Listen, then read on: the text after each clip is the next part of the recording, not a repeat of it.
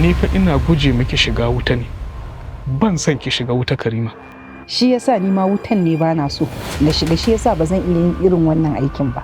Idan baki aikata ba, ni fa ba wani kunya nake ji ba in kuma banka ki gidanku.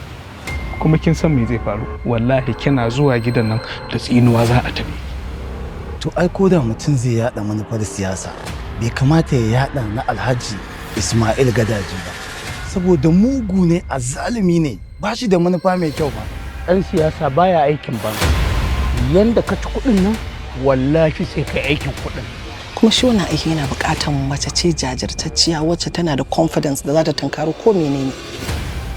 Idan komai nawa zai ƙare, ba zan sake ƙara farashi akan kayana domin in kuntata ma talakawa ba. Ban taɓa cin kobo a cikin dukiyan ba, saboda na san idan na koma ga Allah zai tambaye ni. Yanzu ka kirawo ta, ka gaya mata daga inda take kada ta zo nan ta wuce gidan mahaifinta.